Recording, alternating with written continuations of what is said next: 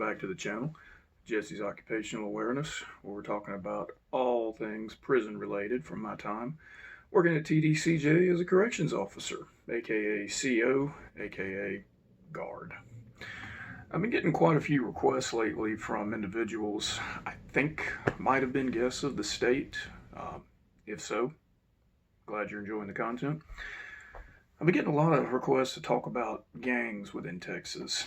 Now, I didn't have a whole lot of dealing with gangs. I'm throwing up the quotations and I'll explain why. I didn't have a whole lot of dealings with them, so I'll do my best to cover the content and what I know about these individuals. Gangs in Texas, they're called STGs, security threat groups. Okay.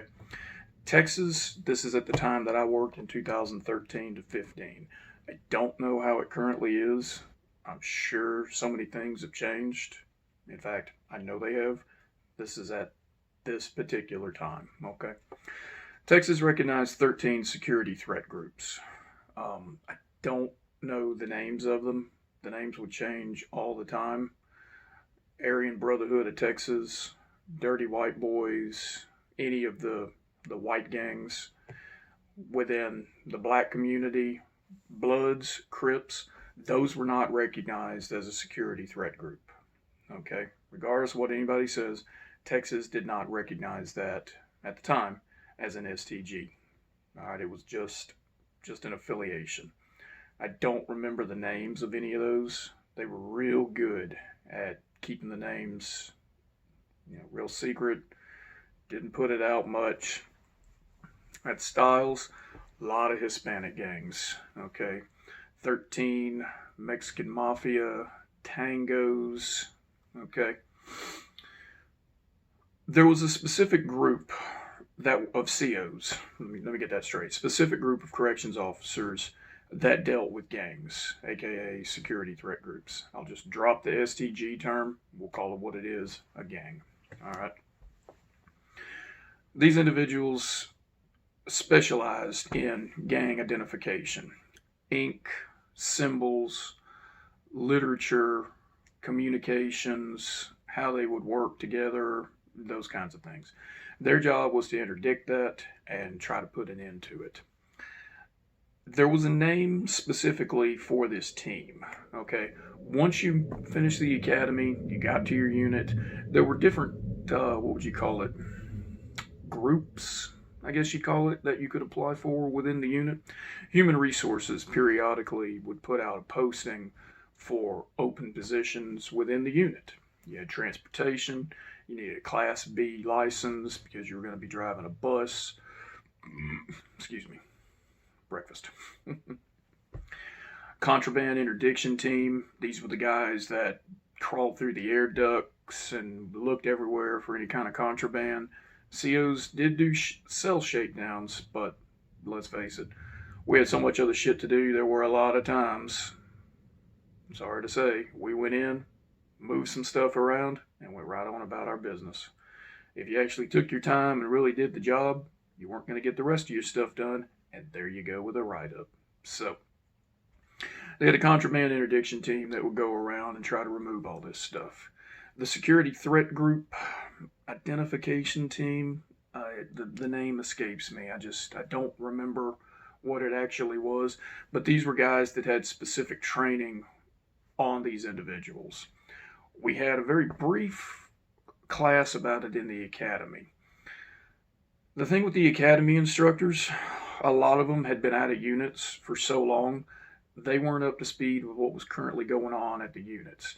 They simply taught policy. Not a bad thing, but they were there to teach policy. Once you got to the unit, that's when you received the real training. All right. There was a sergeant there, older guy, big freaking belly. How he had that big ass belly being a CO, I don't know.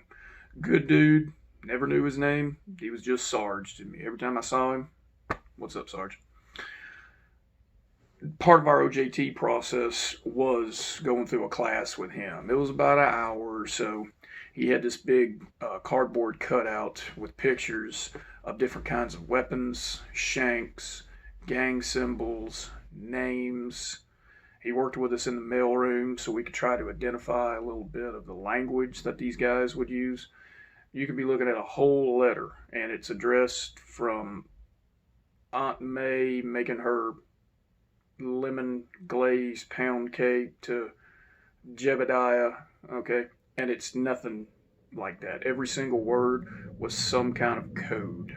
The way that the words were spelled, the way the letters were arranged, even as much as the words were spaced out. That could refer to Morse code, just the way these guys would communicate. So, once you had at least 12 months in at the unit, you could put your name down on the list for one of these. Unfortunately, it wasn't equal opportunity. Okay, EEO stopped once you were hired on. At that point, if you were going to get on one of these teams, it was simply because somebody liked you. If they didn't like you, and I wasn't very well liked, you weren't going to get picked up for one of these teams. Okay.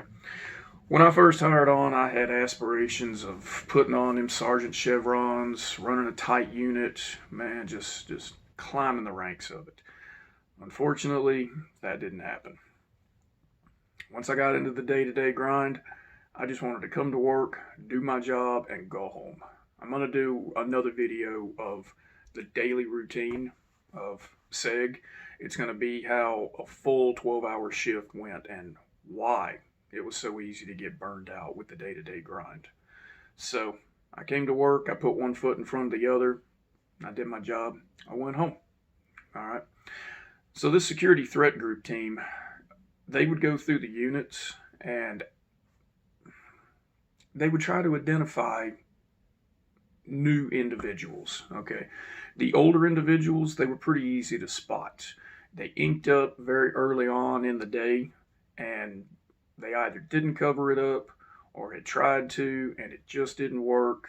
They were pretty easy to identify. The newer guys, the younger ones that were coming in, they were a lot smarter. They didn't ink up. Okay, they didn't identify. There were all different ways that they could be members of the group without having to broadcast it so loud that everybody could see.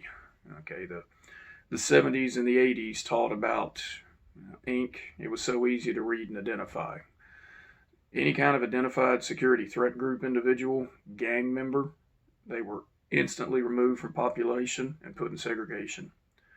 No questions about it.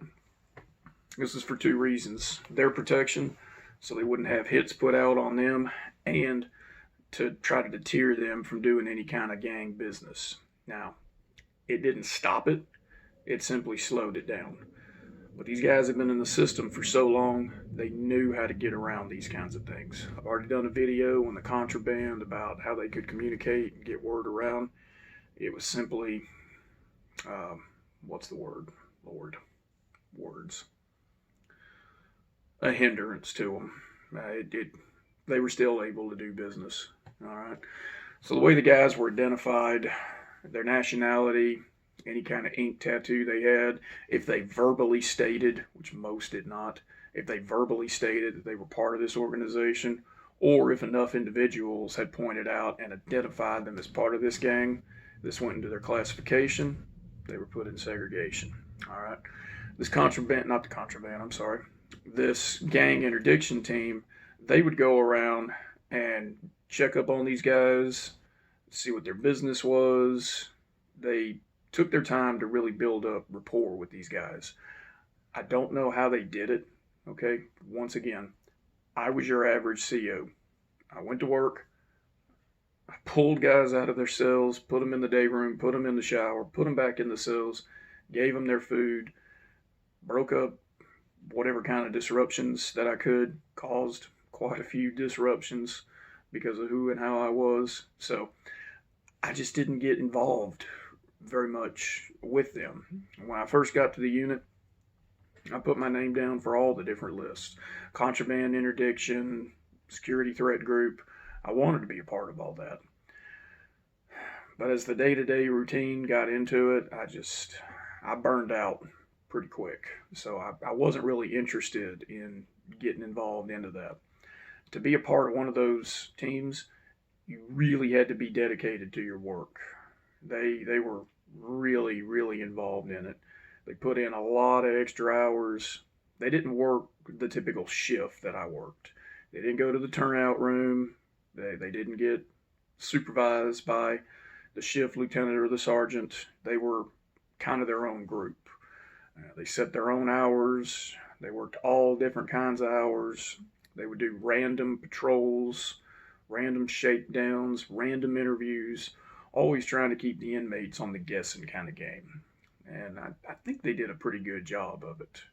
It was good whenever they would come inside the unit because they didn't have to get any kind of an escort, like the pill nurse, the chaplain, the volunteers that thought they were doing some good with these guys.